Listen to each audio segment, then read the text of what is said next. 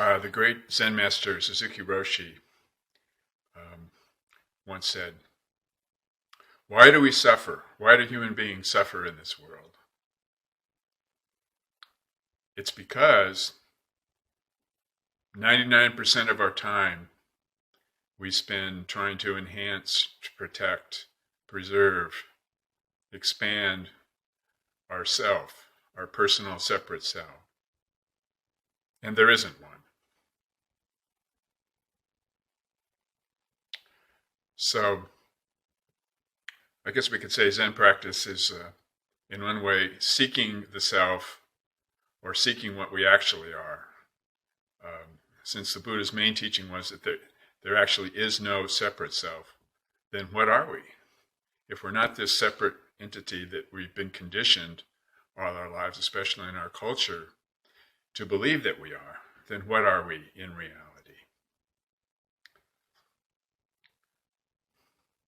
So through our meditation practice, we embark on a journey of trying to find this self that we are.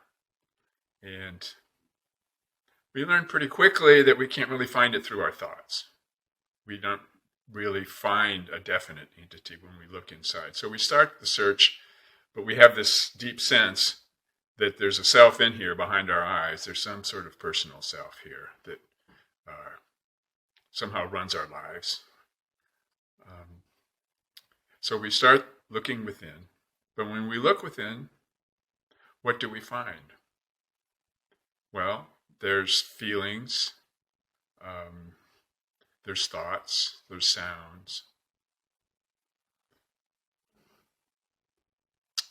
and there's form, there's sights that we see. So anyway, people categorize our experience in different ways. For me, that's the four basic, simplest ways of doing it. We can call it our senses. I think of smell and taste as sensations, feelings. So we find those four basic elements of experience inside, but do they really tell us what we are in reality? So one basic exercise I've used that some other, Hindu Vedanta, Advaita Vedanta practices use is looking at our thoughts and saying, okay, I know that I'm aware of my thoughts. And the fact that I'm aware of my thoughts means that I'm not just my thoughts. My thoughts are always rising, coming and going and disappearing. But the witness of my thoughts, that witness that I am that's aware of my thoughts doesn't change. It's here whether there's thinking or not. And it's the same with feelings. I have feelings, I'm aware of my feelings, so I'm not just my feelings. My feelings are part of what I am, but they're not all that I am. My feelings arise and pass away and change into something else. The witness of my feelings stays the same. And it's the same with sounds. I hear sounds, I'm aware of sounds, and that which witnesses the sounds stays the same. The hearer is always the same one that hears. But the sounds are coming and going. And same with our thoughts, or with the sights we see, with the forms we see. We're aware of the forms we see, but they change and come and go. And that which sees, the seer, stays the same. But the seer, the hearer, the feeler, the knower of our thoughts, we can't really, if we really pay attention closely to our actual experience, we can't really separate the knower from the known, the seer from the seen, the hearer from the heard, the feeler from what is felt.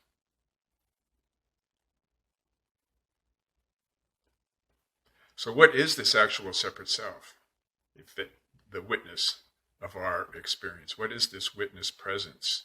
This awareness of being present. What is this in reality? What is the actual substance of the presence that's the witness of our experience?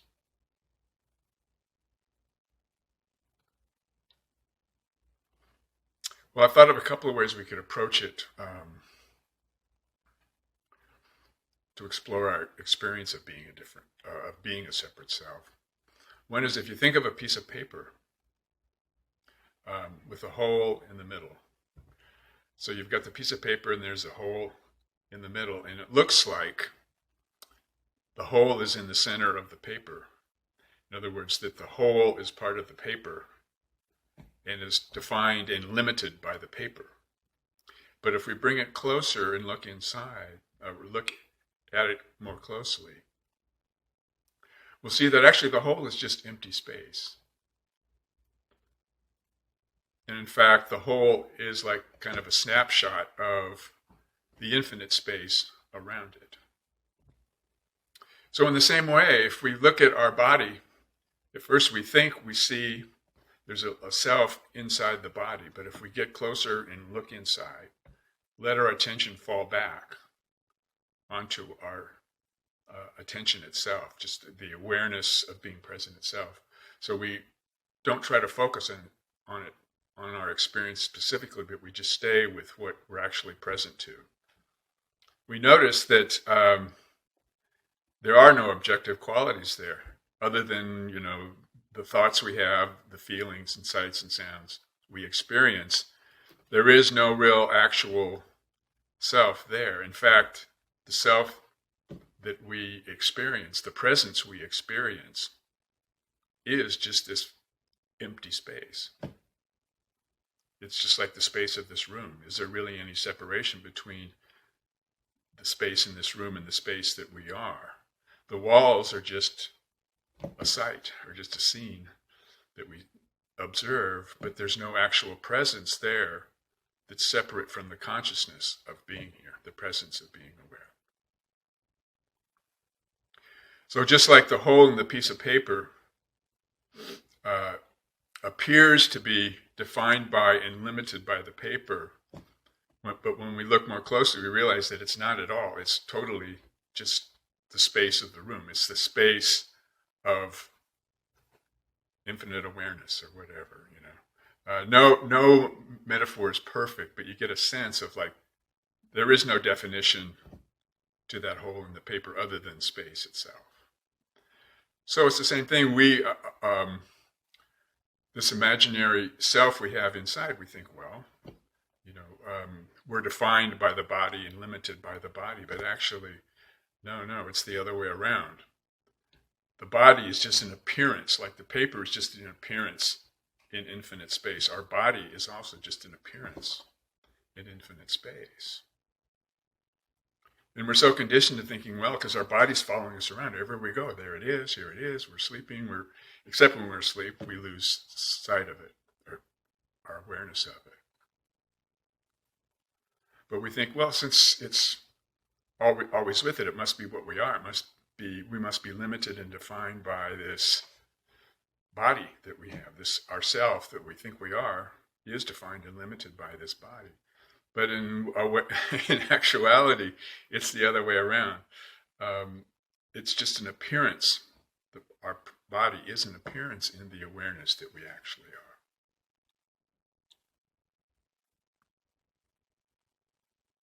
Another metaphor that's also useful to me to begin to understand our experience of being a separate self is if you think of a fire, a campfire, and you put a stick in it, and you light the end of the stick, and you hold up the stick, and you twirl it around at night, by the campfire at night, and you twirl it around, and it appears to be going around and it makes golden circles, but actually it's just flickering of the flame, but it appears as a circle.